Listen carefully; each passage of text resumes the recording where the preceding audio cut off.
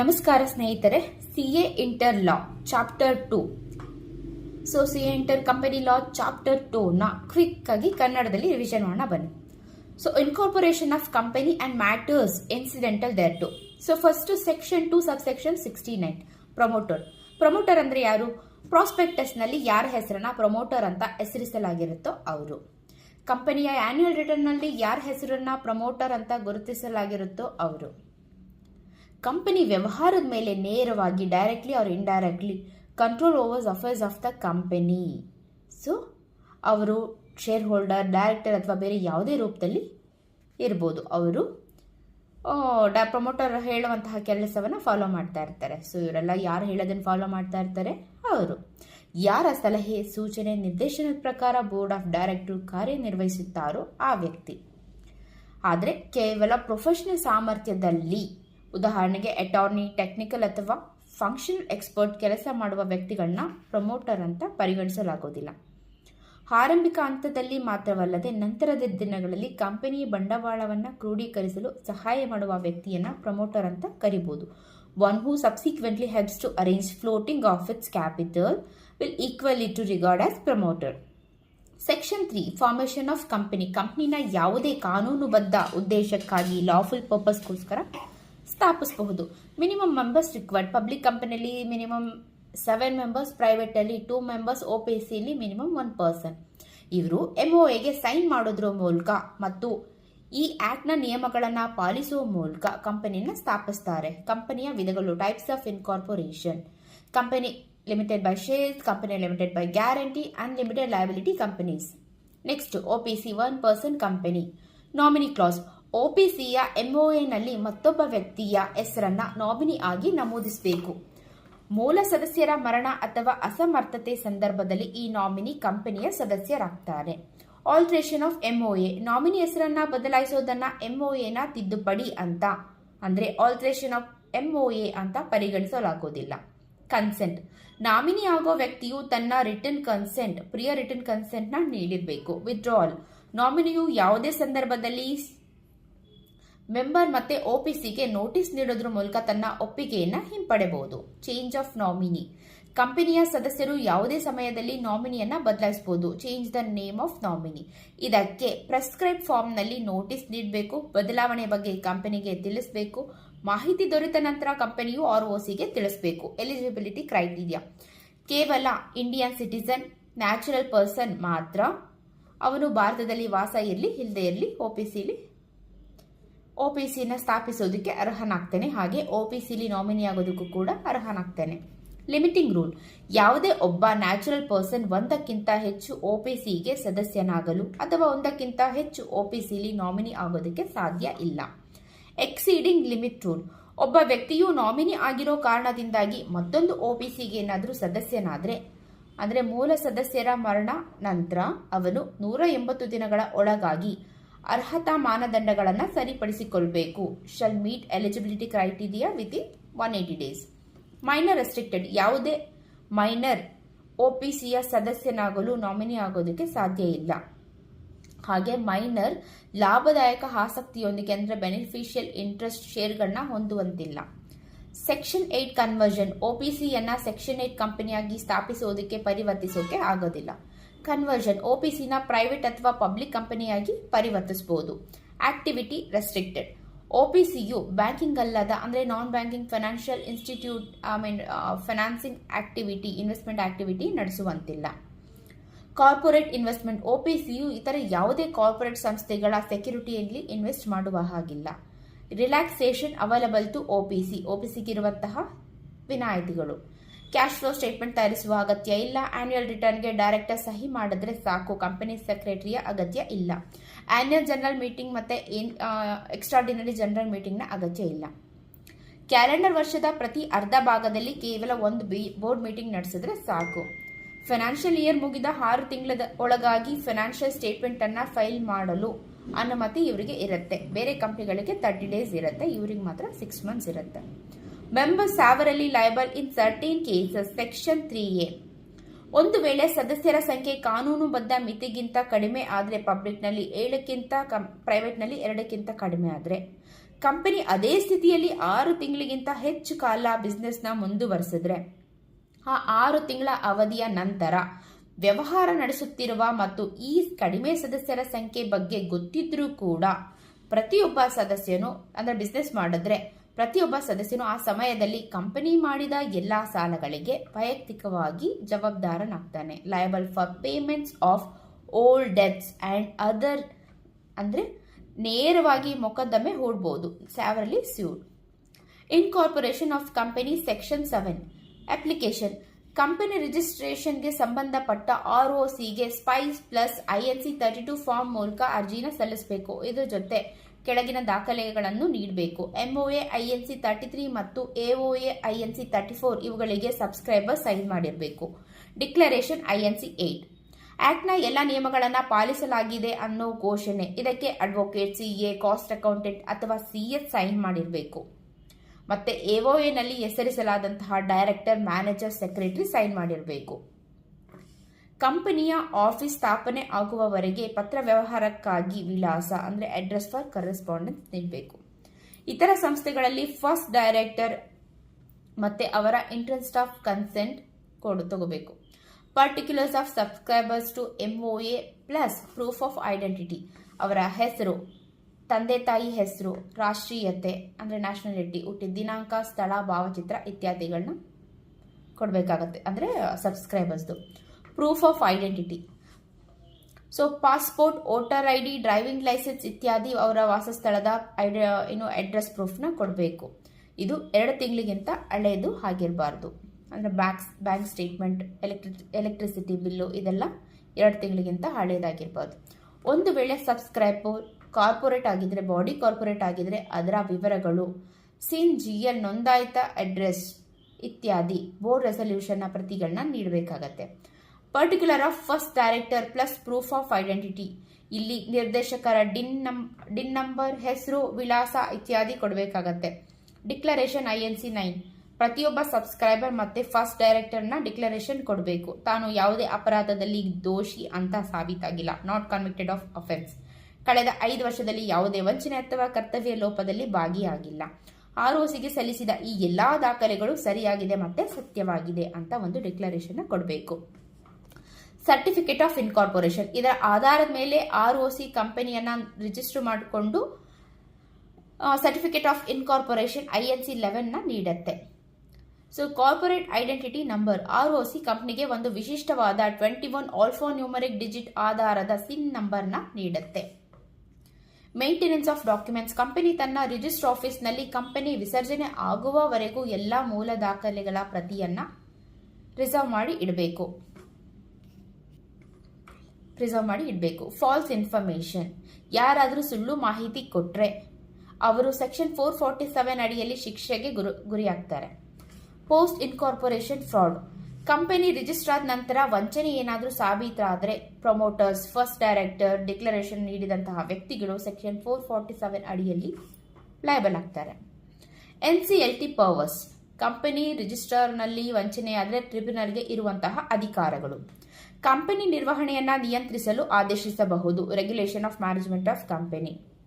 ಸದಸ್ಯರ ಹೊಣೆಗಾರಿಕೆನ ಅಪರಿಮಿತ ಮಾಡಬಹುದು ಅಂದರೆ ಅನ್ಲಿಮಿಟೆಡ್ ಮಾಡಬಹುದು. ಕಂಪನಿ ಹೆಸರನ್ನ ರಿಜಿಸ್ಟರ್ನಿಂದ ತೆಗೆದುಹಾಕಬಹುದು.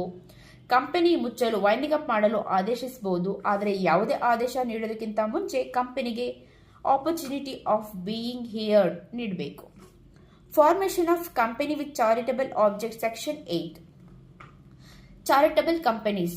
ಇದರ ಉದ್ದೇಶ education, commerce, arts, science, research, social, religion,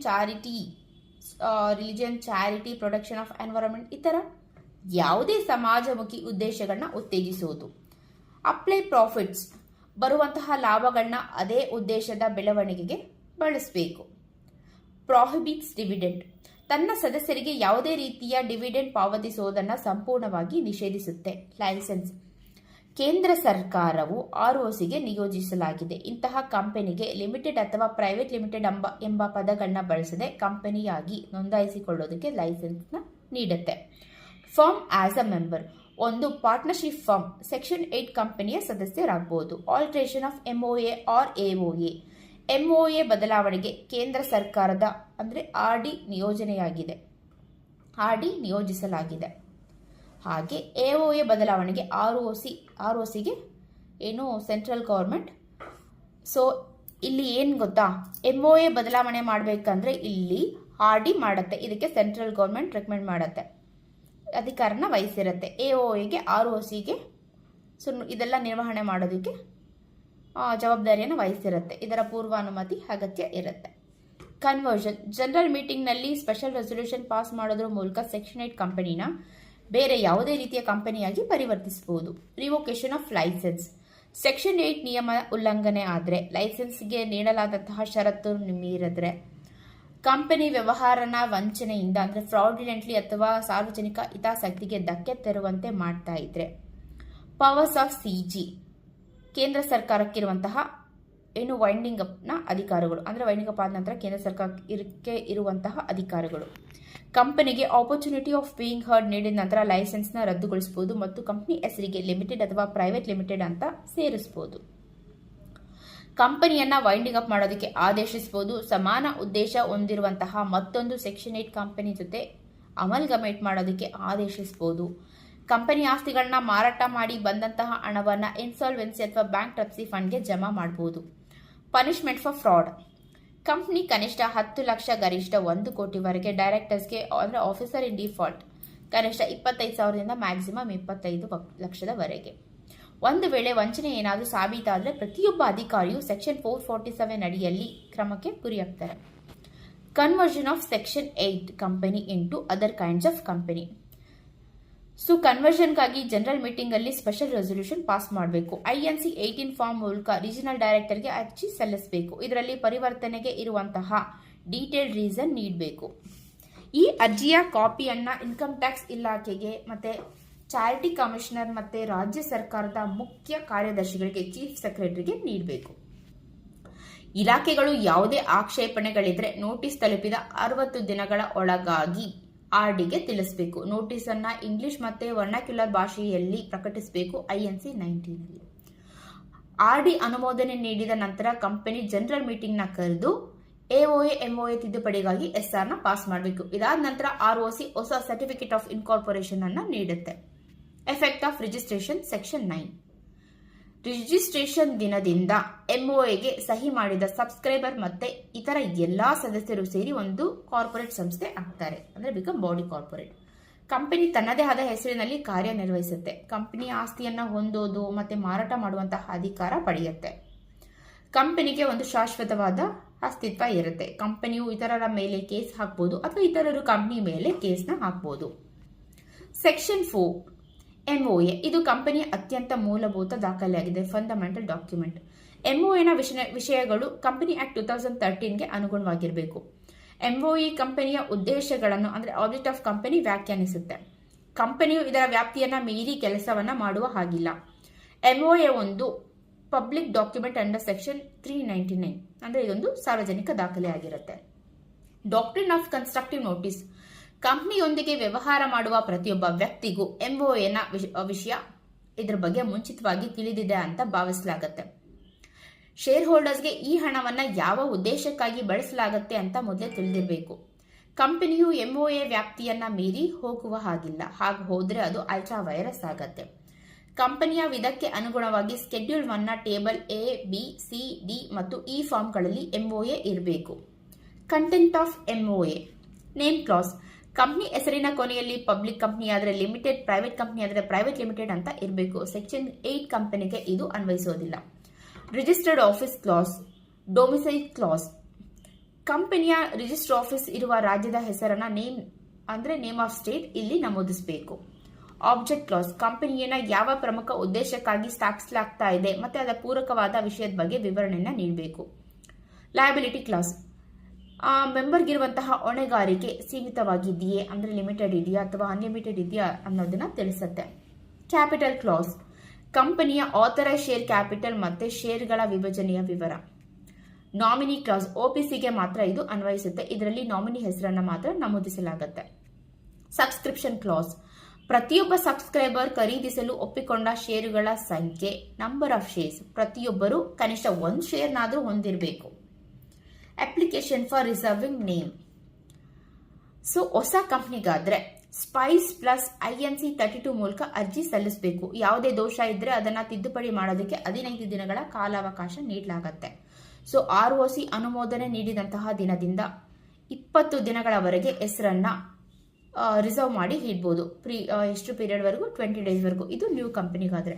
existing company ನೇಮ್ನ reserve ಮಾಡಬೇಕಂದ್ರೆ reserve unit name web service ಮೂಲಕ ಅರ್ಜಿನ ಸಲ್ಲಿಸಬೇಕು. ಇದರಲ್ಲಿ ಏನಾದರೂ ದೋಷಗಳಿದ್ರೆ ಅದನ್ನ ತಿದ್ದುಪಡಿ ಮಾಡಲಿಕ್ಕೆ 15 ದಿನಗಳ ಕಾಲಾವಕಾಶ ನೀಡಲಾಗತ್ತೆ. ಇಲ್ಲಿ ROC ಅನುಮೋದನೆ ನೀಡಿದ ದಿನದಿಂದ 60 ದಿನಗಳ ಒಳಗೆ ಹೆಸರನ್ನ ಕಾಯ್ದಿರಿಸಲಾಗತ್ತೆ. ಸೊ ಎಕ್ಸ್ಟೆನ್ಷನ್ ರೂಲ್ಸ್ 20 ದಿನದಿಂದ 40 ದಿನಗಳವರೆಗೆ ವಿಸ್ತರಿಸೋದಕ್ಕೆ 1,000 ರೂಪಾಯಿ ಆಗತ್ತೆ. ROC ಇಂದ ಇನ್ನೂ 20 ದಿನ ಎಕ್ಸ್ಟೆನ್ಷನ್ ಪಡಿಬಹುದು. ಟೋಟಲ್ 60 ಡೇಸ್ ಆದರೆ 2,000 ರೂಪಾಯಿ ಆಗತ್ತೆ. ನೇರವಾಗಿ 40 ದಿನಗಳಿಗೆ ವಿಸ್ತರಿಸಬೇಕಂದ್ರೆ ಒಟ್ಟು ಇಲ್ಲಿ 3,000ನ ಪೇ ಮಾಡಬೇಕು. AOA ಸೆಕ್ಷನ್ 5 AOAಯ ಕಂಪನಿ ಆಂತರಿಕ ನಿರ್ವಹಣೆ ನಿಯಮಗಳನ್ನ ಅಂದ್ರೆ internal rules and regulation for management of the company ಇದು ಒಳಗೊಂಡಿರುತ್ತೆ. ಕಾಯ್ದೆಯಲ್ಲಿ ಸೂಚಿಸಲಾದ ನಿಗದಿತ ವಿಷಯಗಳನ್ನ ಇದು ಒಳಗೊಂಡಿರಬೇಕು. ಕಂಪನಿಯು ತನ್ನ ನಿರ್ವಹಣೆಗೆ ಅಗತ್ಯ ಅಂತ ಭಾವಿಸುವ ಹೆಚ್ಚುವರಿ ವಿಷಯಗಳನ್ನು ಅಂದ್ರೆ ಅಡಿಷನಲ್ ಮ್ಯಾಟರ್ಸ್ನ ಸೇರಿಸಬಹುದು. ಎಂಟ್ರೆಂಚ್ಮೆಂಟ್ ಪ್ರಾವಿಷನ್ AOAನಲ್ಲಿ ಕೆಲವು ನಿಯಮಗಳನ್ನ ಸಾಮಾನ್ಯವಾಗಿ ತಿದ್ದುಪಡಿಗಿಂತ ಹೆಚ್ಚು ಕಠಿಣವಾದ ಷರತ್ತುಗಳ ಮೂಲಕ ಬದಲಾಯಿಸುವಂತೆ ಮಾಡುವಂತಹ ಒಂದು ನಿಯಮ ಆಗಿರುತ್ತೆ. More restrictive conditions. ಇದನ್ನ ಕಂಪನಿ ಸ್ಥಾಪನೆ ಸಮಯದಲ್ಲಿ ಮಾಡಬಹುದು ಅಥವಾ ನಂತರ AOA ತಿದ್ದುಪಡಿ ಮಾಡೋದ್ರ ಮೂಲಕ ಮಾಡಬಹುದು. ಪ್ರೈವೇಟ್ ಕಂಪನಿ ಆದ್ರೆ ಎಲ್ಲ ಸದಸ್ಯರ ಒಪ್ಪಿಗೆ ತಗೋಬೇಕು. ಪಬ್ಲಿಕ್ ಕಂಪನಿ ಆದ್ರೆ SR ಪಾಸ್ ಮಾಡಬೇಕು. ಇದರ ಮಾಹಿತಿನ ROCಗೆ INC-32 ಅಥವಾ MGT-14 ಮೂಲಕ 30 ದಿನಗಳ ಒಳಗೆ ನೀಡಬೇಕು. AOAನ ನಮೂನೆಗಳು schedule 1 table F, G, H, I ಮತ್ತು J ನಲ್ಲಿ ಇರಬೇಕು. ಕಂಪನಿಯು ಮಾಡೆಲ್ ಆರ್ಟಿಕಲ್ಸ್ ನಲ್ಲಿರುವ ನಿಯಮಗಳನ್ನ ಸಂಪೂರ್ಣವಾಗಿ ಅಥವಾ ಭಾಗಶಃ ಅಳವಡಿಸಿಕೊಂಡಿರಬೇಕು. ಡಾಕ್ಟ್ರಿನ್ ಆಫ್ ಇಂಡೋರ್ ಮ್ಯಾನೇಜ್ಮೆಂಟ್ ಕಂಪನಿಯೊಂದಿಗೆ ವ್ಯವಹರಿಸುವಂತಹ ಹೊರಗಿನ ವ್ಯಕ್ತಿಗಳು ಕಂಪನಿಯ ಆಂತರಿಕ ಪ್ರಕ್ರಿಯೆ ಮತ್ತು ನಿಯಮಗಳನ್ನ ಸರಿಯಾಗಿ ನಡೆದಿದೆ ಅಂತ ಭಾವಿಸಬೇಕು. Outsiders are entitled to presume internal proceedings are duly met. ಅವರು ಕಂಪನಿಯ ಆಂತರಿಕ ಸಮಸ್ಯೆಗಳನ್ನ ತಿಳಿದುಕೊಳ್ಳಬೇಕಾಗಿರುವಂತಹ ಅಗತ್ಯ ಇಲ್ಲ. ಇದಕ್ಕೆ ಪ್ರಮುಖವಾದಂತಹ ಕೇಸ್ ಲಾಸ್ ಯಾವುದಪ್ಪ ಅಂದ್ರೆ ರಾಯಲ್ ಬ್ರಿಟಿಷ್ ಬ್ಯಾಂಕ್ ವರ್ಸಸ್ ಟರ್ಕ್ಲ್ಯಾಂಡ್. ಇದು ಟಕ್ ಅಂಡ್ ರೂಲ್ ಅಂತಾನೆ ಇದನ್ನ ಕರೀತಾರೆ. ಈ ಸಿದ್ಧಾಂತವು ಹೊರಗಿನವರನ್ನು ಕಂಪನಿಯಿಂದ ರಕ್ಷಿಸುತ್ತದೆ. Protects outsiders from the company. ಇದಕ್ಕಿರುವಂತಹ ಎಕ್ಸೆಪ್ಷನ್ಸ್ ಡಾಕ್ಟ್ರಿನ್ ಆಫ್ ಇಂಡೋರ್ ಮ್ಯಾನೇಜ್ಮೆಂಟ್ಗೆ ಇರುವಂತಹ ಎಕ್ಸೆಪ್ಷನ್ಸ್. ನಾಲೆಡ್ಜ್ ಆಫ್ ಇರ್ರೆಗ್ಯುಲಾರಿಟಿ ಈ ವ್ಯಕ್ತಿಗೆ ಕಂಪನಿಯ ಇಂಟರ್ನಲ್ ನಿಯಮದ ಬಗ್ಗೆ ಅಥವಾ ಉಲ್ಲಂಘನೆ ಬಗ್ಗೆ ಮೊದಲೇ ತಿಳಿದಿದ್ರೆ ಆಕ್ಚುಯಲ್ ನಾಲೆಡ್ಜ್ ಇದ್ರೆ ಅವನಿಗೆ ಈ ಸಿದ್ಧಾಂತದ ರಕ್ಷಣೆ ಸಿಗೋದಿಲ್ಲ. ನೆಗ್ಲಿಜೆನ್ಸ್ ಕನಿಷ್ಠ ಪ್ರಯತ್ನದಿಂದ ಕಂಪನಿಯ ಅಕ್ರಮಗಳನ್ನು ಪತ್ತೆ ಹಚ್ಚಬಹುದಾಗಿದ್ರೂ ಕೂಡ ನಿರ್ಲಕ್ಷ್ಯ ವಹಿಸಿದ್ರೆ ಈ ನಿಯಮ ಅನ್ವಯಿಸುವುದಿಲ್ಲ. ಫೋರ್ಜರಿ ನಕಲಿ ದಾಖಲೆಗಳನ್ನು ಅಂದರೆ ಫೋರ್ಜ್ ಡಾಕ್ಯುಮೆಂಟ್ ಸೃಷ್ಟಿಸಿದ ಸಂದರ್ಭದಲ್ಲಿ ಈ ಸಿದ್ಧಾಂತ ಅನ್ವಯಿಸುವುದಿಲ್ಲ. ಏಕೆಂದರೆ ಡ್ಯೂಪ್ಲಿಕೇಟ್ ಸೈನ್ ಅಥವಾ ದಾಖಲೆ ಕಾನೂನುಬದ್ಧವಾಗಿ ವಾಯ್ಡ್ ಆಗಿರುತ್ತೆ. ನೋ ಏಜೆನ್ಸಿ ಆರ್ ಅಥಾರಿಟಿ ಏಜೆನ್ಸಿಯ ಅಸ್ತಿತ್ವದ ಬಗ್ಗೆ ಪ್ರಶ್ನೆ ಇರುವಾಗ ಕಂಪನಿಯ ಅಧಿಕಾರಿಗಳು ಮಾಡಿದ ಕೆಲಸ ಕೇವಲ ಅವರ ಅಧಿಕಾರ ಮೀರಿದ್ದಲ್ಲದೆ ಸ್ವತಃ ಕಂಪನಿಯ ಅಧಿಕಾರವನ್ನೇ ಮೀರಿದ್ರೆ ultra vires of the company itself. Doctrine of ultra vires ಅಂದ್ರೆ ಅಧಿಕಾರವನ್ನ ಮೀರಿದ್ದು, ಬಿಯಾಂಡ್ ದ ಪವರ್ ಅನ್ನೋ ಅರ್ಥ. ಕಂಪನಿಯು ತನ್ನ MOAನಲ್ಲಿ ಉಲ್ಲೇಖಿಸಲಾದ ಯಾವುದೇ ಚಟುವಟಿಕೆಯನ್ನ ಮಾಡಿದ್ರೆ ಕಂಪನಿಯು ತನ್ನ MOAನಲ್ಲಿ ಉಲ್ಲೇಖ ಮಾಡದೇ ಇರುವಂತಹ ಯಾವುದೇ ಚಟುವಟಿಕೆಯನ್ನ ಮಾಡಿದ್ರೆ ಅದು ಅಲ್ಟ್ರಾ ವೈರಸ್ ಆಗತ್ತೆ.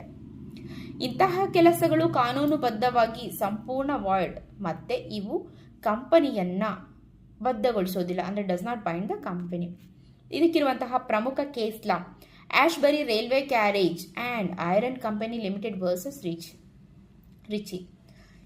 ಪ್ರಮುಖ ಉದ್ದೇಶ ಕಂಪನಿಯ ಷೇರುದಾರರು ಮತ್ತು ಸಾಲಗಾರರ ಹಿತಾಸಕ್ತಿಯನ್ನ ರಕ್ಷಿಸೋದಾಗಿರುತ್ತೆ. ಎಫೆಕ್ಟ್ ಕಂಪನಿಯು ಇಂಥ ಅಲ್ಟ್ರಾ ವೈರಸ್ ಕೆಲಸವನ್ನ ಮಾಡಲು ಮುಂದಾದಾಗ ಕಂಪನಿಯ ಯಾವುದೇ ಸದಸ್ಯನು ನ್ಯಾಯಾಲಯದಿಂದ ತಡೆಯಾಜ್ಞೆಯನ್ನ ತರಬಹುದು.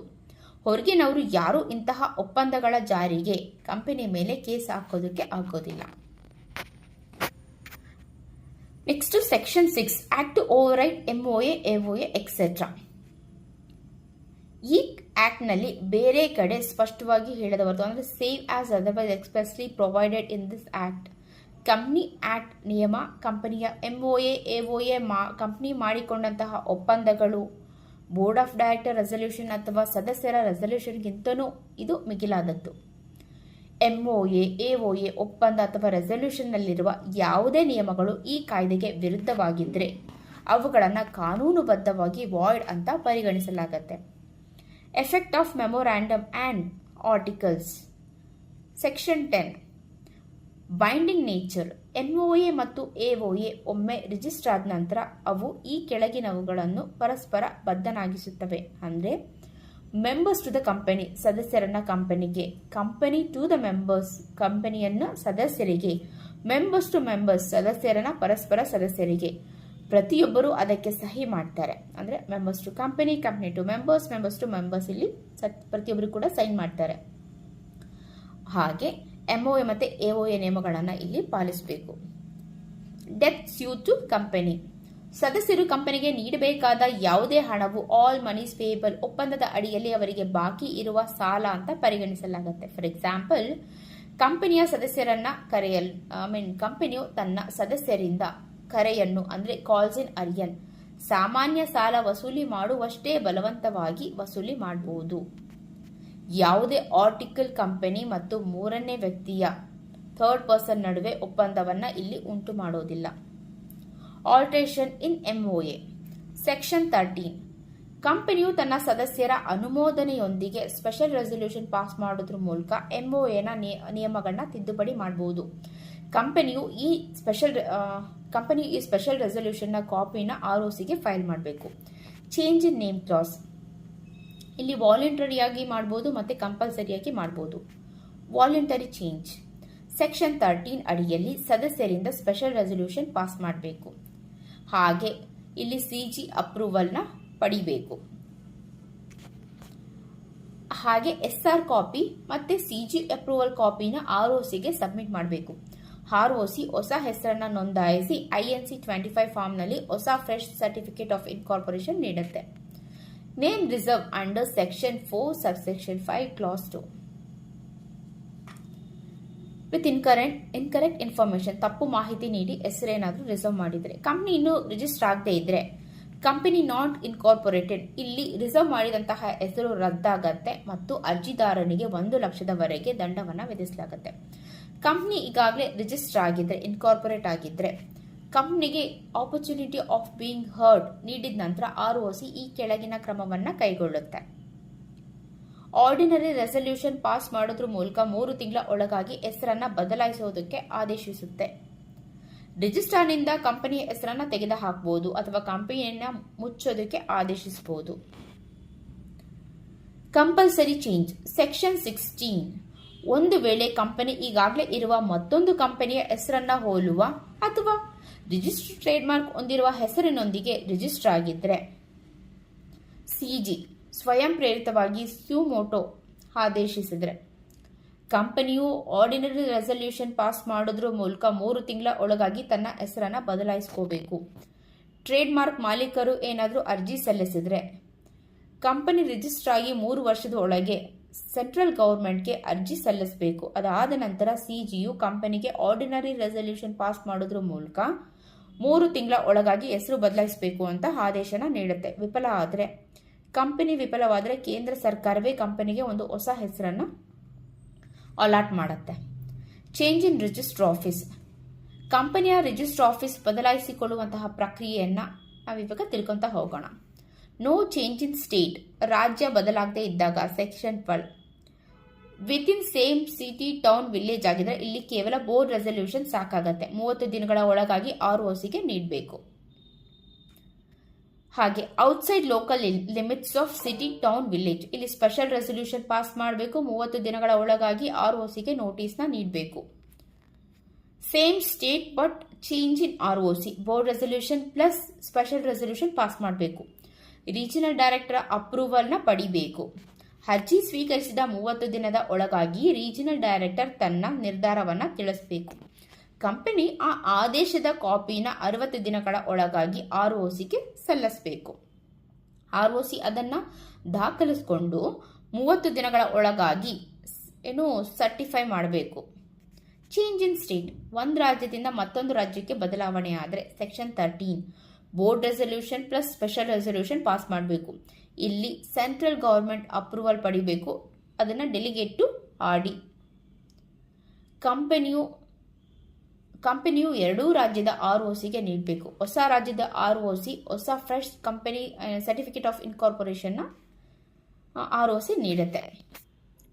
Change in register office from one state to another state. ಇಲ್ಲಿ ರಿಜಿಸ್ಟರ್ ಆಫೀಸ್ನ ಒಂದು ರಾಜ್ಯದಿಂದ ಮತ್ತೊಂದು ರಾಜ್ಯಕ್ಕೆ ಬದಲಾಯಿಸುವ MOA ತಿದ್ದುಪಡಿಯು ಕೇಂದ್ರ ಸರ್ಕಾರದ ರೀಜನಲ್ ಡೈರೆಕ್ಟರ್ ಅನುಮೋದನೆ ಇಲ್ಲದೆ ಜಾರಿಗೆ ಬರುವ ಹಾಗಿಲ್ಲ. ಇದಕ್ಕೆ ಫಾರ್ಮ್ ನಂಬರ್ INC 23 ಅರ್ಜಿನ ಸಲ್ಲಿಸಬೇಕು ಮತ್ತು ಅರ್ಜಿಯೊಂದಿಗೆ ಈ ಕೆಳಗಿನ ದಾಖಲೆಗಳು ಇರಬೇಕು. ಪ್ರಸ್ತಾಪಿತ ಬದಲಾವಣೆಯನ್ನು ಹೊಂದಿರುವಂತಹ MOA ಕಾಪಿ, ಈ ನಿರ್ಣಯ ಅಂಗೀಕರಿಸಿದಂತಹ ಜನರಲ್ ಮೀಟಿಂಗ್ನ ಮಿನಿಟ್ಸ್ ಹಾಗೆ ಮಿನಿಟ್ಸ್ ಪ್ರತಿ ಚಲಾಯಿಸಿದ ಮತಗಳ ವಿವರಗಳೊಂದಿಗೆ ಕೊಡಬೇಕು. ಬೋರ್ಡ್ ರೆಸಲ್ಯೂಷನ್ ಅಥವಾ ಪವರ್ ಆಫ್ ಅಟಾರ್ನಿ ಅಥವಾ ವಕಾಲತ್ನ ಕಾಪಿನ ಕೊಡಬೇಕು. ಕ್ರೆಡಿಟರ್ಸ್ ಮತ್ತು ಡಿಬೆಂಚರ್ ಹೋಲ್ಡರ್ಸ್ನ ಸಂಪೂರ್ಣ ವಿವರ ಕೊಡಬೇಕು. ಅರ್ಜಿಯ ಕಾಪಿ ಮತ್ತು ಸಂಬಂಧಪಟ್ಟಂತಹ ROC ಮತ್ತು ರಾಜ್ಯ ಸರ್ಕಾರದ ಮುಖ್ಯ ಕಾರ್ಯದರ್ಶಿ ಅಂದರೆ ಚೀಫ್ ಸೆಕ್ರೆಟರಿಗೆ ತಲುಪಿಸಿದಂತಹ ಎಕ್ನಾಲೇಜ್ಮೆಂಟ್ ಕೊಡಬೇಕಾಗತ್ತೆ. ಅಡ್ವರ್ಟೈಸ್ಮೆಂಟ್ ಇನ್ ನ್ಯೂಸ್ ಪೇಪರ್, ಅರ್ಜಿ ಸಲ್ಲಿಸುವ ದಿನಾಂಕಕ್ಕಿಂತ ಕನಿಷ್ಠ 30 ದಿನಗಳ ಮುಂಚಿತವಾಗಿ ಕಂಪನಿ ವರ್ನಾಕ್ಯುಲರ್ ಲ್ಯಾಂಗ್ವೇಜಲ್ಲಿ ಒಂದು ಇಂಗ್ಲಿಷ್ ಮತ್ತು ವರ್ನಾಕ್ಯುಲರ್ ಭಾಷೆಯಲ್ಲಿ ಫಾರ್ಮ್ ನಂಬರ್ INC 26 ಅಡಿಯಲ್ಲಿ ಅಡ್ವರ್ಟೈಸ್ಮೆಂಟ್ ನೀಡಬೇಕು. ಡಿಸ್ಪೋಸಲ್ ಆಫ್ ಅಪ್ಲಿಕೇಶನ್, ಕೇಂದ್ರ ಸರ್ಕಾರವು ಈ ಅರ್ಜಿ ಸ್ವೀಕರಿಸಿದ 60 ದಿನದ ಒಳಗಾಗಿ ವಿಲೇವಾರಿ ಮಾಡಬೇಕು. ಆದೇಶ ನೀಡೋಕ್ಕಿಂತ ಮುಂಚೆ ಸರ್ಕಾರ ಈ ಕೆಳಗಿನವುಗಳನ್ನು ಖಚಿತಪಡಿಸ್ಕೋಬೇಕು.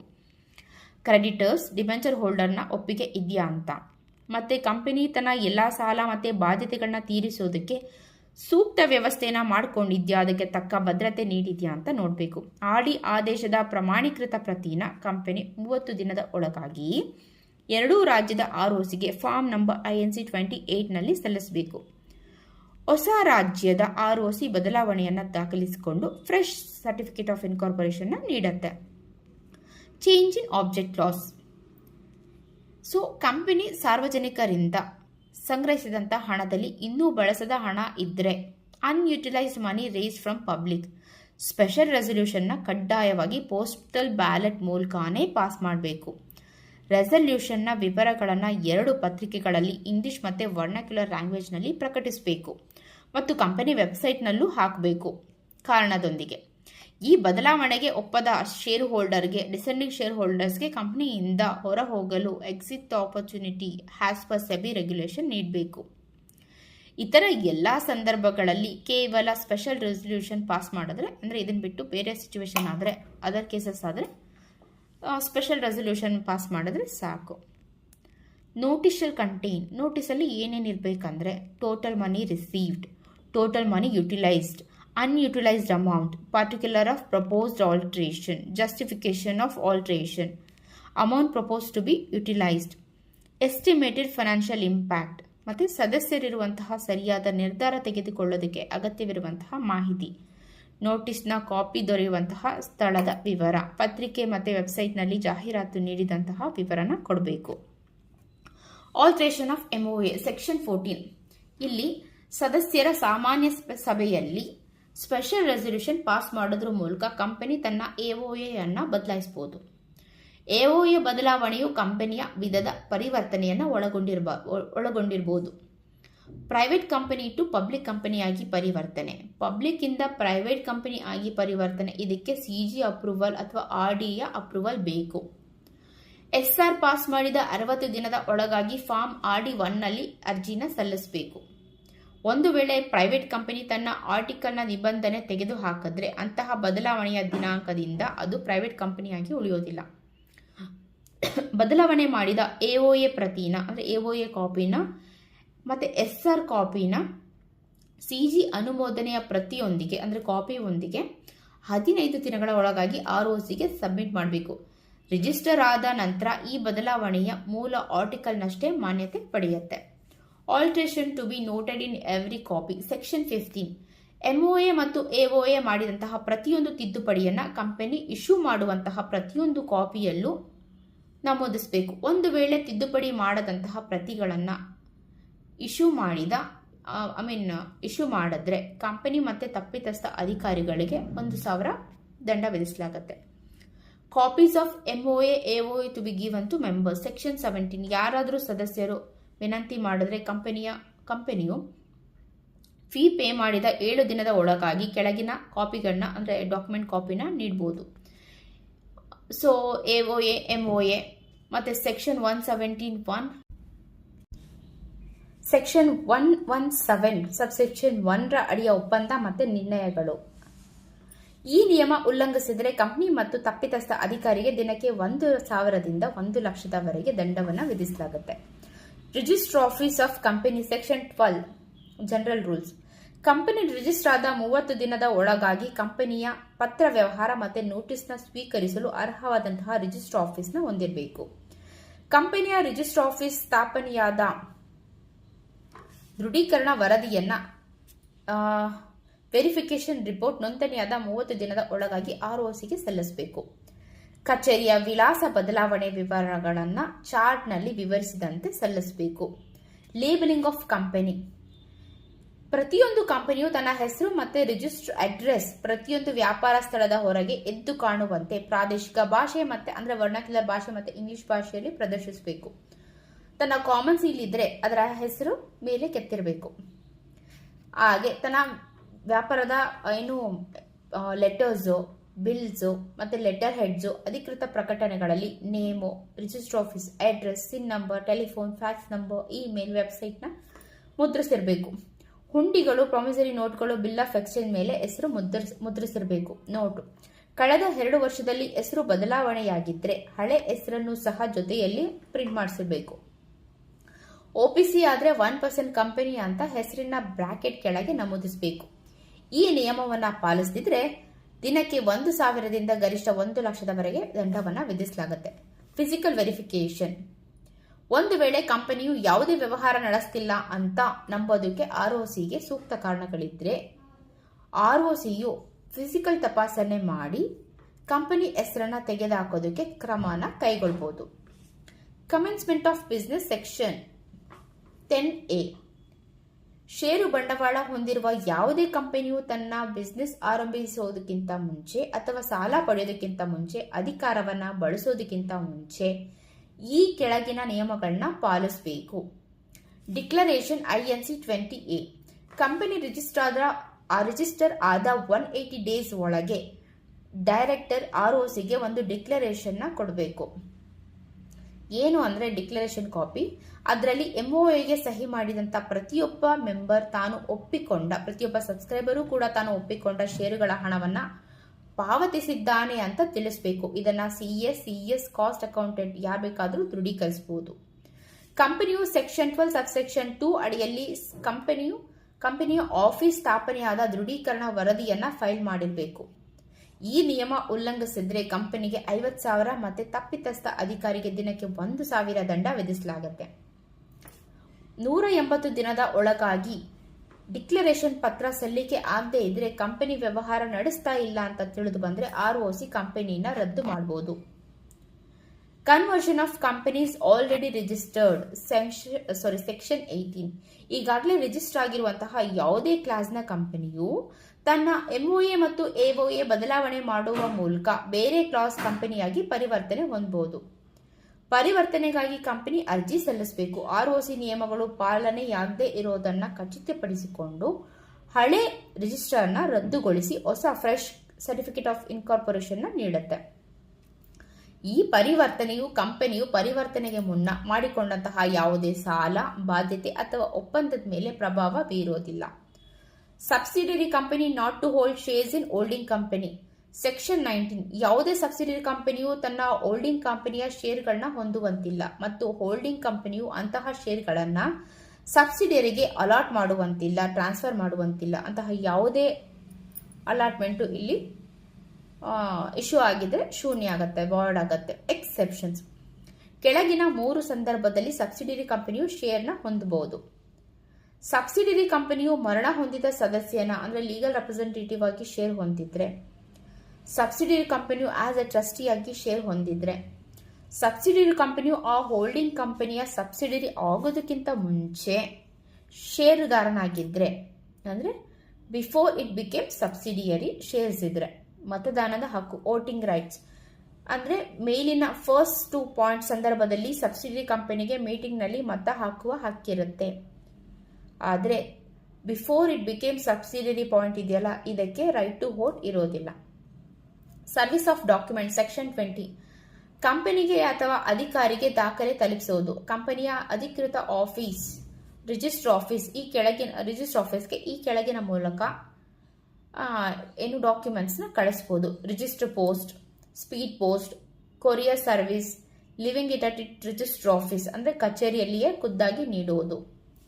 ಎಲೆಕ್ಟ್ರಾನಿಕ್ ಅಥವಾ ಇತರೆ ನಿಗದಿತ ವಿಧಾನಗಳಲ್ಲಿ ಕಳಿಸಬಹುದು. ROCಗೆ ಅಥವಾ ಸದಸ್ಯರಿಗೆ ದಾಖಲೆಯನ್ನು ತಲುಪಿಸೋ ವಿಧಾನ. ಸೊ ಅವಾಗಲೇ ರಿಜಿಸ್ಟರ್ ಆಫೀಸ್ಗೆ, ಇವಾಗ ROCಗೆ. Post, register post, speed post, courier ಅಥವಾ ಆಫೀಸ್ ಅಡ್ರೆಸ್ ತಲುಪಿಸುವ ಮೂಲಕ ನೀಡಬಹುದು. ಸದಸ್ಯರು ಬಯಸಿದರೆ ನಿರ್ದಿಷ್ಟ ವಿಧಾನದ ಮೂಲಕನೇ ಪರ್ಟಿಕ್ಯುಲರ್ ಮೋಡಲ್ಲೇ ದಾಖಲೆಯನ್ನು ತಲುಪಿಸಬಹುದು. AGMನಲ್ಲಿ ನಿಗದಿಪಡಿಸಿದ ಶುಲ್ಕ ಪಾವತಿಸಿ ವಿನಂತಿ ಮಾಡ್ಕೋಬಹುದು. ಡೀಮ್ ಸರ್ವಿಸ್ ಮೀಟಿಂಗ್ ನೋಟಿಸ್ ಆಗಿದ್ರೆ ಪೋಸ್ಟ್ ಮಾಡಿದ 48 ಗಂಟೆ ನಂತರ ಅದು ತಲುಪಿದೆ ಅಂತ ಭಾವಿಸಲಾಗತ್ತೆ. At the expiration of 48 hours. ಇತರ ದಾಖಲೆಗಳಾದರೆ ಸಾಮಾನ್ಯ ಅಂಚೆ ಅಥವಾ ವ್ಯವಸ್ಥೆ ಪ್ರಕಾರ ತಲುಪುವ ಸಮಯದಲ್ಲೇ ತಲುಪಿದೆ ಅಂತ ಭಾವಿಸಲಾಗತ್ತೆ. Authentication of document proceedings and contract section 21. ಕಂಪನಿ ಪರವಾಗಿ ಯಾವುದೇ ದಾಖಲೆಗಳು, ನಡಾವಳಿ ಅಂದರೆ ಮಿನಟ್ಸ್, ಒಪ್ಪಂದ ದೃಢೀಕರಣ, ಅಥೆಂಟಿಕೇಶನ್, ಕಾಮನ್ ಸೀಲ್ನ ಅಗತ್ಯ ಇಲ್ಲ. ಅವುಗಳಿಗೆ ಈ ಕೆಳಗಿನವರು ಸೈನ್ ಮಾಡಬಹುದು. ಕೀ ಮ್ಯಾನೇಜರ್ ಪರ್ಸನ್ ಅಥವಾ ಬೋರ್ಡ್ನಿಂದ ವಿಶೇಷವಾಗಿ ಅಧಿಕಾರ ಪಡೆದಂತಹ ಕಂಪನಿ ಯಾವುದೇ ಅಧಿಕಾರಿ, ಉದ್ಯೋಗಿ ಆಗಿರಬಹುದು. Section 22. Execution of bill of exchange etcetera. Bill of exchange, ಹುಂಡಿ ಅಥವಾ ಪ್ರಾಮಿಸರಿ ನೋಟ್ಗಳನ್ನು ಕಂಪನಿ ಹೆಸರಲ್ಲಿ ಬರೆಯಲಾಗಿದ್ರೆ, ಸ್ವೀಕರಿಸಲಾಗಿದ್ರೆ ಅಥವಾ ಎಂಡೋಸ್ ಮಾಡಲಾಗಿದ್ರೆ ಅವು ಕಂಪನಿಗೆ ಅನ್ವಯಿಸುತ್ತವೆ. ಇದಕ್ಕೆ ಕಂಪನಿ ಪರವಾಗಿ ವ್ಯಕ್ತಪಡಿಸಿದಂತಹ ಅಥವಾ ಎಕ್ಸ್ಪ್ರೆಸ್ ಆರ್ ಇಂಪ್ಲೈಡ್ ಅಥಾರಿಟಿ ಯಾವುದೇ ವ್ಯಕ್ತಿ ಸಹಿ ಮಾಡಬಹುದು. ಕಂಪನಿಯು ತನ್ನ ಪರವಾಗಿ ಭಾರತದಲ್ಲಿ ಅಥವಾ ಭಾರತದ ಹೊರಗೆ ಯಾವುದೇ ಡೀಡ್ಸ್ ಎಕ್ಸಿಕ್ಯೂಟ್ ಮಾಡಲು ಯಾವುದೇ ವ್ಯಕ್ತಿಯನ್ನ ಅಟಾರ್ನಿಯಾಗಿ ನೇಮಿಸಬಹುದು.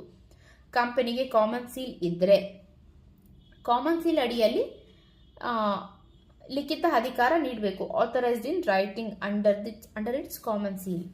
ಕಂಪನಿಗೆ ಕಾಮನ್ ಸೀಲ್ ಇಲ್ಲದೆ ಇದ್ರೆ 2 ಡೈರೆಕ್ಟರ್ ಅಥವಾ ಕಂಪನಿ ಸೆಕ್ರೆಟರಿ ಇದ್ರೆ ಒಬ್ಬ ಡೈರೆಕ್ಟರ್, ಒಬ್ಬ ಕಂಪನಿ ಸೆಕ್ರೆಟರಿ ಸೈನ್ ಮಾಡೋದ್ರ ಮೂಲಕ ಅಧಿಕಾರವನ್ನು ನೀಡಲಾಗತ್ತೆ. ಇಂತಹ ಅಟಾರ್ನಿ ಸಹಿ ಮಾಡಿದ ದಸ್ತಾವೇಜುಗಳನ್ನ ಕಂಪನಿಗೆ ಸಂಪೂರ್ಣವಾಗಿ ಬದ್ಧವಾಗಿರ್ತವೆ, ಅಂದರೆ ಡಾಕ್ಯುಮೆಂಟ್ಸ್.